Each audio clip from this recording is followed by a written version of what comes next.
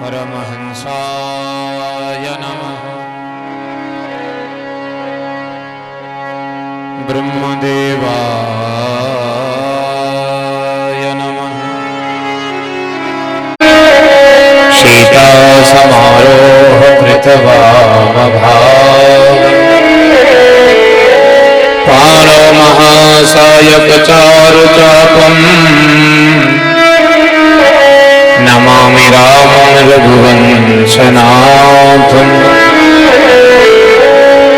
बंदहुराधापदकमल अमल सकल गुणधाम जिनके परसन हित रहत लालायित नित श्याम। मिश्री मिश्री सो कहे चीर सो चीर छोटो सो सुत नंद को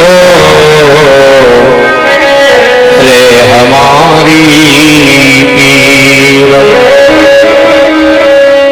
मेरी गौराधार राधनागर सोय जातन पर झाई परत श्याम हरत दुति होत।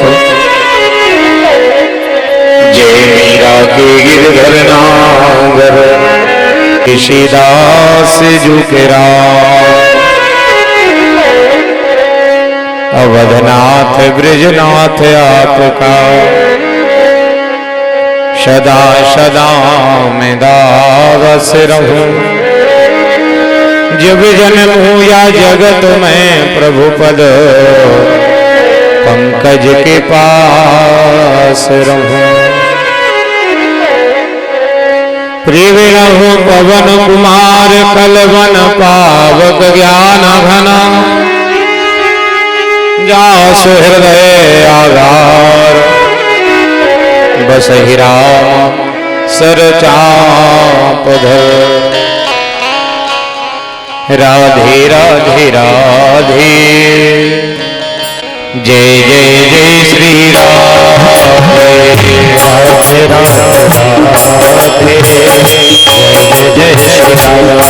राधे राधे राधे जय जय जय श्री राधे। राधे राधे राधे जय जय श्री राम। राधे राधे राधे जय जय जय श्री राधे। राधे राधे राधे जय जय जय श्री राम। राधे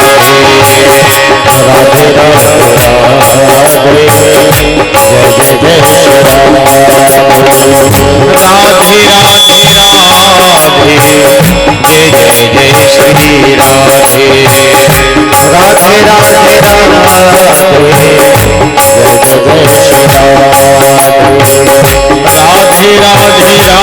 जय जय जय श्री राम। राधे राधे राधे जय जय जय श्री राधे।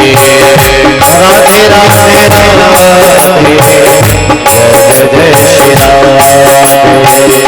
राधे राधे राधे जय जय जय श्री राधे। राधे राधे राधे जय जय श्री राम।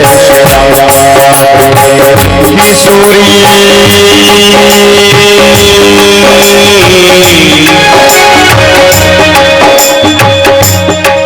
तेरे चरणन तीरज पाऊं। चरणन तीरज पाऊं। यारद को ब्रह्मादित्य कर सको वही रज शीश चढ़ाऊं। बहिरज शीश चढ़ाऊं। व्यास स्वामी के पद निर्भत कृष्ण कथा रस गाऊं। जीवन सफल बनाऊं।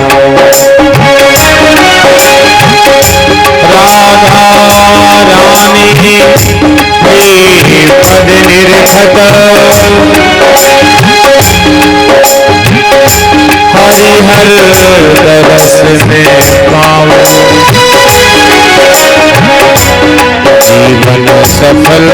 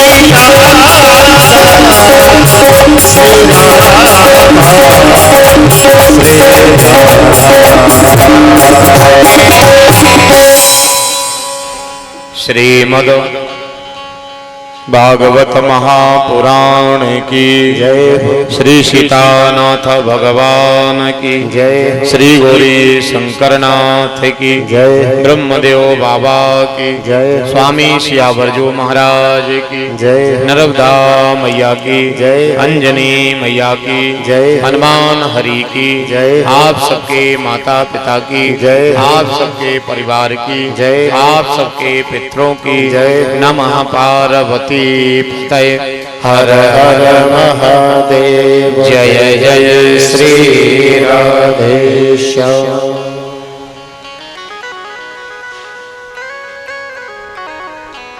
परम मंगलमय पावन कारुणिक करुणा वरुणालय भक्तवंशा भक्त कल्पतरु दया के सागर श्री लोकलोचन सावरे सरकार कैलाश के पावन शिखर पर विराजमान मृत्युंजय महाकाल शशि शेखर वरदानी भगवान भोलेनाथ, उन्हीं के वामांग कैलाश के ही शिखर पर विराजमान जगत जननी पाराम्बादी शक्ति मैया पार्वती, अनंत अनंत बलवंत परम तपोनिष्ठ परम वीतराग पावन परमहंस श्री हनुमंतलाल जी महाराज की श्रद्धामयी मंगलमयी मोदमयी भावभीनी उपस्थिति में विराजमान कली कलम शरण करने वाली भवरोग विनाशिनी दिव्य पुण्य पुंज को प्रदान करने वाली संतों का साधन भक्तों का आराधन दंपतियों की साधना, इस कली काल में जिनका स्वरूप कल्प वृक्ष है और कली काल में जिनका दर्शन हम भगवान का स्वरूप मान करके करते हैं, ऐसे मंगलमय प्यारे प्रभु की ये परम मंगलमयी दिव्य कथा श्रीमद् भागवत का द्वितीय दिवस महापर्व, जिसमें विराजमान सभी सम्माननीय ज्येष्ठ वरिष्ठ श्रेष्ठ क्षेत्रवासी जन, सर्व समाज, नगरवासी जन, यत्र तत्र भी दूरदराज ग्रामीण अंचलों से चल करके मंगलमयी सभा की शोभा बन रहे सभी भगवत बंधु रसिक जन, ममतामयी मात्र शक्ति, प्यारे प्यारे से बाल गोपाल और सभी सम्मान्य बंधुजन जो टेकरी धाम मानपुर से निस्वार्थ भाव से जुड़ करके और परम मंगलमयी दिव्य कथा में विराजे हैं, मैं बहुत बहुत सभी का मान और सम्मान करता हूं, जिनके तत्वाधान में, जिनके सानिध्य में ये मंगलमय आयोजन चल रहा है। ऐसे हमारे सम्मान्य हमारे टेकरी धाम के पंडा जी, सम्मान्य भैया श्री रूप सिंह भैया जी, उनकी मेहनत, तपस्या, लगन और प्यारे प्रभु के प्रति अकाट प्रेम, जिनकी तपस्या और साधना से ना जाने कितने परिवार के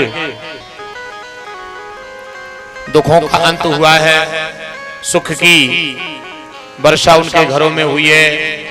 कई असाध्य रोगों का जिनके द्वारा मानपुर धाम की कृपा से संपन्न हुआ है, ऐसे हमारे सम्मानित इस कथा के कुशल और मुख्य सूत्रधार कई वर्षों से दिव्य आयोजन को संपन्न करा रहे हैं। इस बार भी यज्ञ नारायण भगवान का दर्शन है और पुराण के माध्यम में श्रीमद् भागवत कथा है।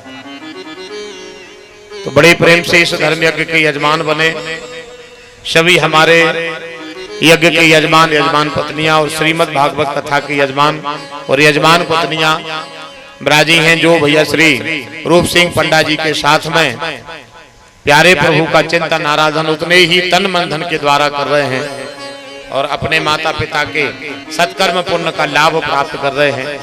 ऐसे हमारे कथा के यजमान सम्मान्य भैया श्री सुधीर कुमार यादव जी सोठिया से, दोनों पति पत्नी इस धर्म यज्ञ में बैठे हैं। श्री माखन सिंह जी तोमर खैरपुर से, दोनों पति पत्नी इस धर्म यज्ञ में विराजे हैं। विजय कुमार यादव जी ढिमरोली से इस धर्म यज्ञ के यजमान बनकर के विराजे हैं। सम्मान्य भाई साहब गौर चंदूरिया से, दोनों पति पत्नी इस धर्म यज्ञ के यजमान बने हैं। भैया श्री जगत सिंह जी कुशवाहा जी, दोनों पति पत्नी इस धर्म के यज्ञ के यजमान हैं। भैया श्री देवी सिंह जी लूदी जी इस धर्म यज्ञ के यजमान बनकर के मुरपार से बैठे हैं। प्रवेश कुमार विश्वकर्मा जी ग्वालियर से, दोनों पति पत्नी इस यज्ञ के यजमान हैं। मोतीलाल कुशवाहा चंदोरिया से इस धर्म के यज्ञ के यजमान हैं, दोनों पति पत्नी। उमेश कुमार लोधी जी सुझारपुर से इस धर्म यज्ञ के यजमान बनकर के विराजे हैं। प्रेम नारायण लोधी जी मानपुर से इस यज्ञ के यजमान बनकर के विराजे हैं। वीर सिंह गुर्जर, दोनों पति पत्नी इस धर्म यज्ञ के यजमान हैं मुरला चावला से। उत्तम कुमार लोधी जी मानपुर से इस यज्ञ के यजमान बने हैं। राजपूत साहब मड़िया सेतु से इस यज्ञ के यजमान हैं। भैया श्री सोमत सिंह जी कुशवाहा चंदूरिया से इस धर्म यज्ञ के यजमान हैं। और भैया श्री राम बाबू खेजरा से इस धर्म यज्ञ के यजमान, दोनों पति पत्नी बनकर के बैठे। उनका बहुत बहुत मान और बहुत बहुत सम्मान है। जन्मांतर युगांतर कल्पांतर जब इस जीव का पुण्योदय होता है, जब जाकर के जीव को ऐसा सुख सौभाग्य और ऐसे धर्म यज्ञ की शोभा बनने का मंगलमय महापर्व प्राप्त होता है। आज की कथा में अतिथि के रूप में विराजमान हमारे मानस सेवा समिति करोला से आदरणीय भैया श्री डॉक्टर देवेंद्र भैया जी आज इस सभा की शोभा है। मैं उनका बहुत बहुत मान करता हूं। हमारे हिनोतिया से अभी श्री शिव महापुराण के यजमान रहे हमारे संजय देवलिया जी इस सभा की शोभा बने हैं। मैं उनका भी बहुत बहुत सम्मान करता हूँ। 7 दिन 7 रात श्री शिव महापुराण के माध्यम में ठाकुर जी जिनके आंगन में रुके, ऐसे हमारे शुक्ला जी हिनोतिया से हमारे मामा जी हैं। मैं उनका बहुत बहुत मान बहुत बहुत सम्मान करता हूँ। ऐसे सभी अतिथि सभी सम्मान्य जन श्री शिव महापुराण के मुख्य यजमान की पदवी पर जो विराजे थे, ऐसे सम्मान्य पंडित श्री राधे श्याम देवलिया जी भी इस पावन सभा के मध्य में विराजे हैं। मैं उनका भी बहुत बहुत सम्मान मान करता हूँ। बेगमगंज से भी सभी पंडा जी के भी सभी स्नेही जन और सभी मेरी वाणी की शोभा भी सभी मेरे प्यारे से भगत सब लोग विराजे हैं। सभी का मैं बहुत बहुत मान और बहुत बहुत सम्मान करता हूँ, हृदय से धन्यवाद करता हूँ। आज द्वितीय दिवस मंगलमयी कथा का है। श्रीमद् भागवत महापर्व हम मना रहे हैं। सत्यलोक दायिनी भवरोग विनाशनी पुण्य पुंज को देने वाली ये श्रीमद् भागवत कथा है। जन्मांतर युगांतर जब व्यक्ति के पुण्य से भर जाते हैं, तब जीवन में जाकर के ये जीव को सुख सौभाग्य अन्य आस से ही प्राप्त होता है। और वैसे ही आज हम उस महापर्व में बैठ करके मानपुर धाम में श्रीमद् भागवत कथा का चिंतन कर रहे हैं। कल हमने भगवान की कथा में बड़े प्रेम बड़े भाव के साथ सुना। नेमी सारण्य में विराजे थे 88,000 सौनक ऋषि और मंगलमयी भगवान की कथा गाई जा रही थी। सूत जी महाराज सौनक ऋषियों से कह रहे थे कि एक बार मैं अन्यास ही उस जगह पर पहुंच गया जहां श्री सुखदेव जी महाराज राजा परीक्षित को कथा सुना रहे थे। उसी समय भगवान की ऐसी कृपा रही कि अन्यास ही वहां हम पहुंच गए। जब हम जहां गए मैंने श्री सुखदेव जी का दर्शन किया और वहीं मैंने राजा परीक्षित को भी देखा। सूत जी सुना रहे हैं। अच्छा, जैसे ही राजा परीक्षित श्री सुखदेव जी के सामने आए तो ना उन्होंने प्रणाम किया, ना कोई वंदन किया, ना अर्चन, ना आदर किया। जैसे ही श्री सुखदेव जी आए, मैं उसी सभा में बैठा था, ऐसी श्री सूत जी सुना रहे हैं। मैं उसी सभा में बैठा था और जैसे ही सुखदेव जी राजा परीक्षित आमने सामने आए, ना उन्होंने प्रणाम किया, ना उन्होंने अर्चन बंधन कुछ किया। जैसे ही वो सामने आए और सीधा कह दिया, मृय मानस्य किम कर्तव्यम, मरने वाले व्यक्ति को क्या करना चाहिए। अच्छा, प्रणाम नहीं किया राजा परीक्षित ने, तो सुखदेव जी ने उस पर गौर ही नहीं करी। सुखदेव जी ने गौर ही नहीं करी। ये सूत जी बता रहे हैं कि तुमने प्रणाम करो कि नहीं करो। सीधे कह दिया, जैसे भी आए, ना दंडवत, ना जोहार, ना आदर, ना मान, कुछ नहीं। जैसे ही सामने आए, ऐसी प्यारी शोभा थी, ऐसी प्यारी शोभा बनी थी कि हम तुम्हें क्या बताएं। सीधा कह दिया कि मरने वाले व्यक्ति को क्या करना चाहिए। मरने वाले व्यक्ति को क्या करना चाहिए। इतना सा भी मन में उनके गिलानी नहीं आई साहब। और उन्होंने वही उत्तर दिया जो तुमने हमसे पूछा है। बात समझना मेरी। उन्होंने वही उत्तर दिया कि जो तुम लोगों ने हमसे पूछा है, वही राजा परीक्षित ने पूछी थी उनसे। अब आप लोग पूछ रहे हो कि घोर कलयुग आने वाला है, लोग प्रमादी हो जाएंगे, दीर्घ सूत्री हो जाएंगे, जितना भजन करना है उतना कर नहीं पाएंगे, तो फिर कली काल में जीव को क्या करना चाहिए कि उसका सब बिगड़ जाए पर उसकी मौत बन जाए। सब बिगड़ जाए पर उसकी मौत बन जाए। ये पूछा है सौनक ऋषियों ने सूत जी से। यही प्रश्न राजा परीक्षित ने सुखदेव जी से पूछा था। बात दोनों एक ही है। उन्होंने ये कहा था कि मरने वाले व्यक्ति को क्या करना चाहिए। आप सब अच्छे पढ़े लिखे लोग बैठे हो तो बात तो भाई की भाई मरने वाले व्यक्ति को क्या करना चाहिए, ये राजा परीक्षित का प्रश्न है। और सूत जी से सौनक ऋषियों का प्रश्न है कि कलिकाल का मनुष्य ऐसा क्या काम करे कि उसकी मौत बन जाए। तो बातें तो दोनों एक ही भाई। प्रश्न थोड़ा सा शब्द में अंतर है, शब्द में थोड़ा सा अंतर है, बात एक ही है। शब्द का थोड़ा अंतर है। वे कह रहे मौत कैसे बन है और वे कह रहे मरने वाले व्यक्ति को क्या करना चाहिए। बातें प्रश्न एक ही है, प्रश्न अलग अलग है, उत्तर दोनों का एक है। तो श्री सूत जी ने कहा कि देखो, नेमी सारण्य का है क्षेत्र, तो जगह तो पहले से ही पवित्र है। क्यों है? बोले जब पुराण के विस्तार की बात आई भागवत की, कि भागवत की कथा कलिकाल में कहां शोभा देगी, तो सब लोग जाकर के प्रभु नारायण के पास गए, प्रार्थना करी कि प्रभु भागवत का प्रागट होना है। तना भैया को तरह और सही करो, थोड़ा भरा दो थोड़ी सी।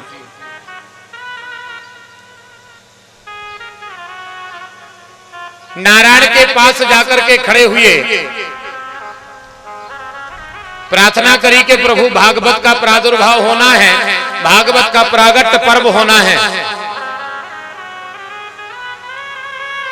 तो भगवान ने कहा कि इस समय जोर ग्रह लगन बार बहुत अच्छे हैं, और इस समय अगर भागवत का प्रागट्य होता है तो आने वाले कलिकाल में कली कलमश को हरण करने वाली रहेंगी, और कलयुग में इनका महत्व बड़ा रहेगा।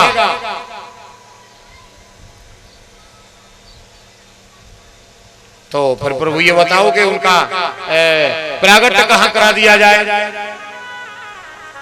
भगवान ने विचार किया, पहले तो देखी धर्म क्षेत्र कुरुक्षेत्र सब जगह दृष्टि पड़ी, कहां पर श्रीमद् भागवत कथा का विस्तार करा दें। फिर भगवान ने कहा एक काम करो, बात जब भागवत की है और भागवत में लिखा भी है ऐसा कि एक निमिष भी अगर ये संसारी एक निमिष के लिए भी अगर पुराण से प्रेम कर लेता है तो 7 जन्म पहले और 7 जन्म बाद की तो गारंटी भागवत की कथा ले लेती है। 7 जो बिगड़े जन्म हैं वो बना देती है और अगले 7 जन्म की गारंटी लेती है। इसलिए भागवत का पहला सूत्र है 12 अक्षर मंत्र पुनि जप ही सहित अनुराग वासुदेव पद पंकरहु दंपति मन अति लाभ। अगर गृहस्थी है समय समय पर अगर भगवान की कथा का चिंतन कर पा रहा है, समय समय पर प्रभु की कथा का आराधन कर पा रहा है तो एक निमिष के लिए भी बहुत है। कल जब हम भागवत का प्रागट्य पर्व मना रहे थे, मैंने यजमानों के भाग को धन्यवाद दिया था। पहले तो मैंने पंडा जी रूप सिंह भैया को धन्यवाद दिया था कि एक तो तुम्हारे जीवन की तपस्या बड़ी, उसमें निस्वार्थ सबसे बड़ी बात तो ये है। मैं आपको बता दूं, सबसे पहले तो तपस्या बड़ी, उसके बाद वो भी निस्वार्थ, तीसरी उसमें सरलता। इतनी कृपा पा करके इस कलयुग में और आदमी अगर सरलता से रह रहा है तो कहीं ना कहीं उसकी तपस्या भी पक्की है, उसका भजन भी पक्का है और भगवान की कृपा भी पक्की है अगर सरलता है। क्योंकि मानस में लिखा है कि नहीं को वस जन्मा जगमाही और प्रभुता पाए ताय मदना। ऐसा संसार में कोई नहीं है कि निमिष मात्र अगर एक निमिष भी उसको इतनी सी सफलता मिल जाए तो सबसे पहले उसके माथे पर कुमकुम का तिलक हो या ना हो, अभिमान का ठड़ुला जरूर लग जाए। कुमकुम का तिलक वो लगाए, बिंदी लगाए या ना लगाए, राम नाम का चंदन लेपन करे न करे, अभिमान का ठड़ुला जरूर लगा लेता है। निमिष मात्र भी कृपा हो जाए तो अभिमान हो जाता है और कृपा तो तय हो जाएगा। कभी एक प्लाट लेकर दूसरों घर बनने लगेगा, तन्नक सी व्यवस्था तुक्तान की लगन लगेगा, 4 आदमी तन्नक छीनने लगेगा। तो संसार में हम जैसे तो कितना ऐसे को बने रहे, ऐसा तो हो ही नहीं सके। उनके भीतर अभिमान ने भरो, ऐसा तो हो ही नहीं सके। वे सरल बने को कितना प्रयास करें, कितना वे जनता को कहे कि वो कुछ नहीं रखा है, ये नहीं है, वो नहीं है। पर हम जैसों से पूछो तो मैं बताऊंगा कि हम यहाँ से सफेद हैं, भीतर से करिया धरे हैं। क्यों धरे हैं? क्योंकि इतनी सी सफलता अगर मिल गई, इतनी सी भी, इस कली काल में सबसे पहले अभिमान आता है। सबसे पहले अभिमान आता है। संसार उसको छोटा लगने लगता है। सब आदमी देख के दिखाने लगा था, वो खोल लगा था कि 15 दिन मुझे कृपा हो गई है, माने हम सब कछुआ हो गए। रो की हालत हो तो बिल्कुल काम देव भाई, कभी धुआं उड़ जाए पतो न पर। क्योंकि कठिन मार करतार की वो चित्त से दे उतार, जिस दिन वो चित्त से उतार दे है उतना दुनिया की पूरी बातें सब सीखी सिखाई भूल जाए। तो सबसे पहले ये सरलता, इतना सा भी चरित्र में नहीं लगता है कि पंडा या जो भी है, सरलता बड़ी है आपकी। तो पहले धन्यवाद दिया था मैंने रूप सिंह जी के लिए कल, और मैंने नहीं धन्यवाद दिया था बाबा विश्वनाथ ने, शिव जी ने धन्यवाद दिया था। दूसरा दिया था मैंने यजमानों के लिए कि आपका भाग्य देखो, आपके माता पिता के पुण्य देखो, तुम्हारे सास ससुर के पुण्य देखो जिनकी ये बेटियां बैठी हैं। विचार करो साहब, थोड़ा सा जीवन का पैसा क्या लगा, आप भगवान की सीधी गोद में बैठ गए। कितनी बड़ी बात थी। 7 दिन 7 रात के लिए इस साधारण हाड़ मास के शरीर, ये छित जल पावक गगन समीरा है, जो पंचरचित अधम है, ऐसा भी साधारण शरीर 7 दिन 7 रात के लिए प्रभु ने स्वीकार कर लिया। और दोनों पति पत्नी यज्ञ वेदी पर शोभा बन करके, धर्म गादी पर बैठ करके, धर्म के प्रति आस्था रख करके धर्मात्मा बनने का प्रयास कर रहे हैं। इसलिए मैंने सब पति पत्नी को धन्यवाद दिया। वो धन्यवाद आज श्री सुखदेव जी राजा परीक्षित को भी दे रहे हैं, सूत जी सौनक ऋषियों को दे रहे हैं। और ये छोटा सा शरीर आप सबके लिए दे रहा है। विषय बड़ा है भागवत की कथा का, बहुत बड़ी है भगवान की कथा। जन्म जन्मांतर युगांतर कल्पांतर भी जीव अगर सतत निरंतर भी इनका आराधन करता रहे तो वो सुख प्राप्त नहीं कर सकता है कि वो ये कह दे कि मैंने भगवान की कथा को जान लिया। ऐसा गहरा सागर है भक्ति से भरा हुआ ये श्रीमद् भागवत की कथा। तो उन्होंने कहा कि घोर कलयुग आने वाला है और निमिष मात्र भी अगर जीव भगवान की कथा से प्रेम करता है तो उतने भी उसकी बात बना देंगे, ऐसी भागवत की कथा ने कह दिया। तो भगवान ने भी फिर विचार बनाया कि जब पुराण निमिष मात्र की गारंटी ले रहा है तो निमिष मात्र की गारंटी हम ले रहे हैं। तो निमिष मात्र की गारंटी फिर भगवान ने ली और भगवान ने तुरंत अपने सुदर्शन से कहा कि हे सुदर्शन, चले जाओ जहां पर तुम्हें सबसे अच्छी जगह लगे, जहां तुम्हें वेद के लिए श्रीमद् भागवत के प्रागट्य के लिए संसार में जो सबसे अच्छी जगह लगे वहां जाकर के तुम रुक जाना, वहां जाकर के तुम रुक जाना।